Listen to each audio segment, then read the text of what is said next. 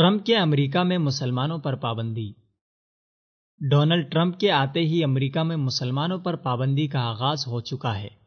Donald Trump نے جیسے اپنی انتخابی مہم میں مسلمانوں کے خلاف انتہائی شدت پسندانہ موقف اختیار کیا، تو اسلام مخالف شدت پسند سوچ کی بدولت امریکہ میں اسی قدر مقبولیت پائی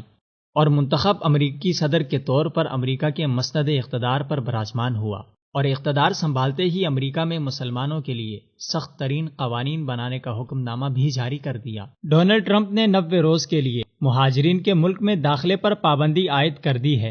اور شام سمیت 7 مسلم اکثریتی ممالک سے آنے والے باشندوں کے داخلے پر بھی پابندی عائد کر دی ہے۔ ڈونلڈ ٹرمپ نے اس فیصلے کو دہشت گردی کے حملوں سے بچاؤ کا نام دیا ہے۔ وائٹ ہاؤس کی جانب سے جاری کردہ ایک بیان کے مطابق صدارتی حکم کے تحت شام کے علاوہ Iran, Iraq, Libya, Somalia, Sudan اور یمن سے تعلق رکھنے والے افراد پر 90 روز کے لیے امریکہ میں داخلے پر پابندی عائد کی جا چکی ہے۔ اس پابندی کے حکم سے پہلے ڈونلڈ ٹرمپ نے ایک بیان میں کہا تھا کہ ریڈیکل اسلامی دہشت گردوں کو امریکہ سے باہر رکھنے کی غرض سے جانچ پڑتال کے لیے نئے اقدامات کرنے ہوں گے۔ متعصب امریکی صدر ڈونلڈ ٹرمپ نے یہ بھی کہا کہ میں ان مسلمانوں کو یہاں نہیں دیکھنا چاہتا۔ ڈونلڈ ٹرمپ نے مسلمانوں کے متعلق اپنے نفرت آمیز بیان میں مزید یہ بھی کہا ہے کہ ہم صرف ان لوگوں کو اپنے ملک میں داخل ہونے کی اجازت دینا چاہتے ہیں جو ہمارے ملک کی مدد کریں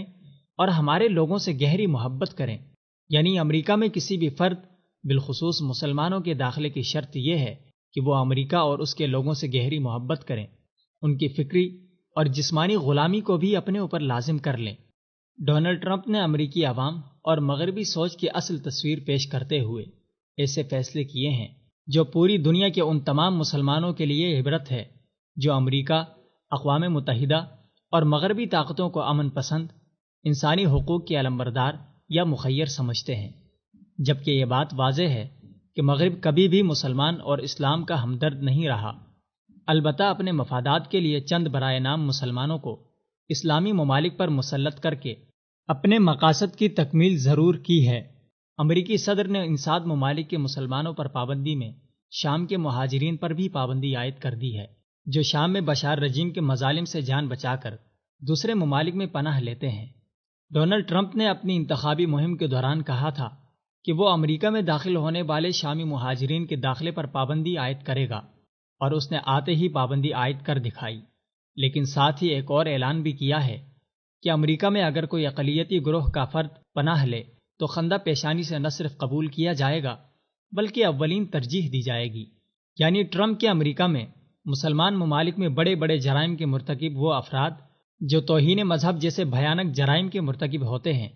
انہیں امریکہ میں خوش دلی سے استقبالیہ دعوت دی جا رہی ہے، اور یہ ظاہر کیا جا رہا ہے کہ امریکہ میں مسلمانوں کے لیے کوئی جگہ نہیں۔ ٹرمپ کے اس رویے کے خلاف چند انسانی حقوق کی مغربی تنظیموں نے احتجاج کرتے ہوئے ڈونلڈ ٹرمپ کو شدت پسند قرار دیا ہے، لیکن امریکی آبادی کا ایک بہت بڑا طبقہ نہ صرف ٹرمپ کا حامی ہے بلکہ اس کے اسلام اور مسلمان مخالف پالیسی پر بے حد خوش ہے، جو اس بات کا اعلانیہ اظہار ہے کہ مغرب میں برداشت، امن پسندی، اعتدال اور مذہبی ہم آہنگی نامی کوئی شے نہیں، بلکہ مغرب اس وقت مذہبی، فکری اور ثقافتی شدت پسندی کی عروج پر ہے، اور یہی عروج زوال کی پستیوں میں گرنے کا آغاز ہے۔